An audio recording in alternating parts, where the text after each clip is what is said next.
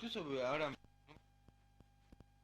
Bueno, yo fui una de las personas que fui a hablar con el teniente Martínez para pedirle por que soltaran a mi marido, que hacía ya un tiempo que estaba detenido en carcelaje. Él me propuso que si llegábamos a algún acuerdo, o sea, de mantener relaciones, que él lo podía liberar a él. Yo diciéndole de que era una propuesta sucia y que él humillaba a la gente, porque él con el uniforme que llevaba puesto se creía que era el dueño de todas las personas. Yo le dije que él estaba muy equivocado cuando él me saltó con los antecedentes de mi familia y las cosas mías que él estaba muy de acuerdo. ¿Qué era?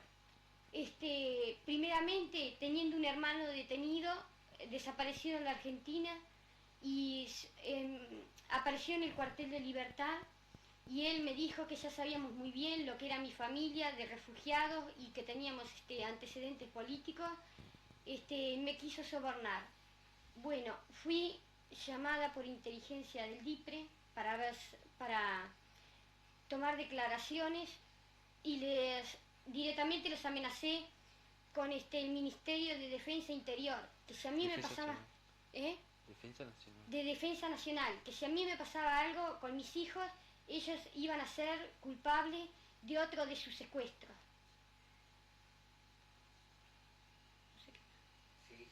Bueno, y como repercusión de todo eso fue que el 24 de diciembre me llamaron arriba y inclusive me dijeron que había estado, dijeron así estuvo su señora y fue cuando el incidente ese con Navarrete que él dijo haber matado gente en la escuela de oficiales con disparo en el pecho. ¿Por qué no cuentas esa anécdota que me habías contado? De Navarrete. Bueno, en formación, Navarrete llamó y convidó a los que estábamos de guardia en la brigada a hacer un brindis con él, ¿no? Ahora, yo estaba arrestado abajo, en carcelaje, y él me manda a buscar para que suba a escuchar una charla que iba a mantener con la gente. Cuando llego arriba me mandan uniformarme, cosa que yo me niego, digo que no me uniformaba, pues si yo había estado un mes y pico abajo sin uniforme, ya no lo quería usar más tampoco. Entonces él agarra y me dice que el oficial de guardia me dice que yo me uniforme porque Navarrete venía a brindar con el personal que estaba de guardia esa noche. Entonces que había pedido especialmente que retiraran los arrestados a rigor para que pudieran estar un rato charlando con él, ¿no? Sin uniforme. Cuando él sube, trata de hacernos brindar y yo me niego. Y empieza comentando que él había matado gente en la escuela de oficiales en el tiempo que torturaban, atado de pie y manos, y que nosotros notáramos cómo se le paraban los pelos de los brazos, cosa que yo pensé que era verdad porque es difícil observar a una persona que se le paran los pelos. Y él decía que en ese tiempo en un principio lo repugnó mucho, pero que actualmente si lo tuviera que hacer lo hacía y con mucho gusto porque ya estaba acostumbrado. Y que nosotros teníamos que tomar el ejemplo de él frente a todo ese tipo de actitudes porque se sabía de antemano que no era solamente digamos, un hecho de, no me acuerdo la palabra mismo, pero no era un hecho registrado, digamos, como una muerte más, sino que era un enemigo más muerto a nivel de nacionalidad porque no servía absolutamente para nada. Que fue cuando le dije que era un asesino directamente y me mandó de vuelta para abajo en carcelaje como consecuencia de eso. Inclusive muchos compañeros de asilos milicos que teníamos al lado se manifestaron diciéndole que él tenía cahuetes y él quedó haciendo un comentario ahí que yo no escuché muy bien, que tenía micrófonos puestos en carcelaje y en la brigada para escuchar conversaciones nuestras. Y allí se le saltaron con el asunto que él tenía mucho alcahuete porque no era tanto los micrófonos que pudiese colocar, sino las conversaciones que se llevaban entre el personal, que él se enteraba prácticamente de todo. Y él dijo que alcahuetes no eran, que eran colaboradores personales de él y que los apreciaba y los quería muchísimo. Eso fue todo lo que sentí ese día. Nunca le interesó si hubiese partidos blancos colorados frente al gobierno porque consideraban que los políticos iban exclusivamente en charlas y conversaciones y que no ocurría nada. Inclusive se comentaba que devolver una democracia al país, ellos estarían completamente perjudicados porque no tendrían los aumentos que actualmente sentían. O sea que en un periodo normal de 7 o 8 meses para los milicos hay un aumento generalmente. Entonces todo eso traía una repercusión muy grande económicamente y no les servía absolutamente nada y no tenían ningún tipo de interés en que asumieran el gobierno del país blancos o colorados. Pero entonces los militares, ¿cuál ideología tenían?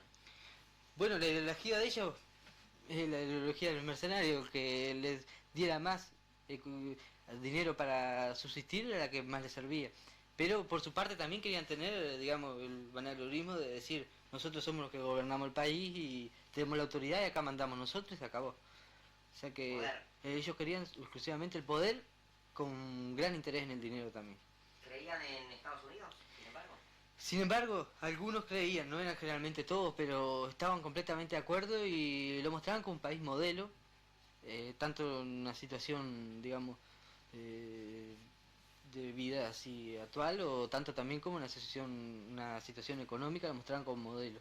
Inclusive como fuerzas armadas, estoy hablando de fuerzas militares, también lo mostraban como modelo diciendo que Estados Unidos, si hubiese un enfrentamiento entre la URSS y Estados Unidos, ganaba muy lejos, ¿no? ¿Y O qué sea que, pensaban de Argentina y Brasil?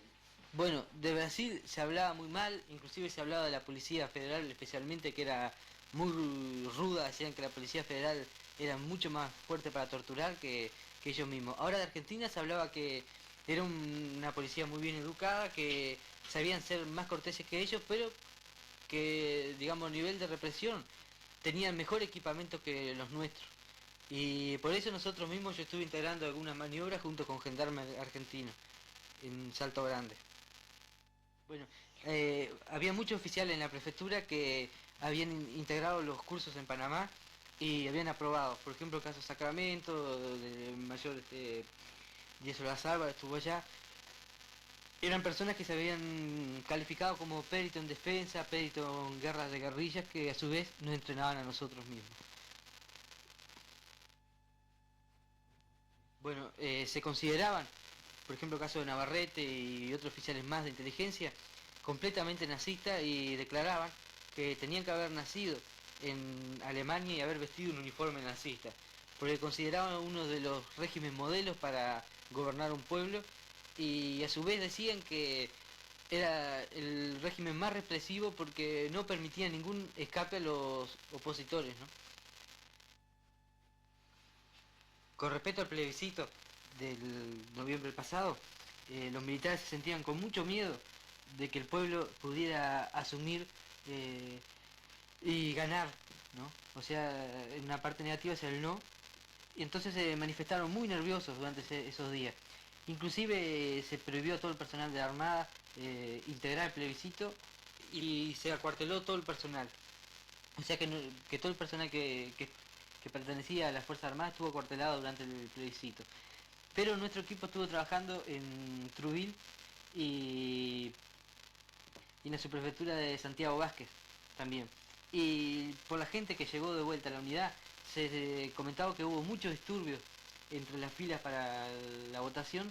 Inclusive habían roto puertas de una escuela arrancando la raíz y se decía que el pueblo estaba conteniéndose pero a duras penas y lamentaban no haber tenido armamento en ese momento porque la verdad que se quedaban con ganas de haber hecho algún lío, ¿no? Y hubo un enfrentamiento también con el grupo de choque de la Fuerza Republicana porque se metieron en uno de los procedimientos que ellos hicieron ahí, entre las filas del plebiscito. Ahora después, posteriormente del plebiscito, siempre se manifestaron, y anteriormente también al plebiscito, alarmistas en el sentido que se sabía que habían quedado las raíces de la sedición, o sea que se sabía en concreto que el pueblo uruguayo no estaba conforme con lo que sucedía y que estaban buscando un escape para esa situación tan irreal que estaban viviendo y siguen viviendo en este momento, ¿no?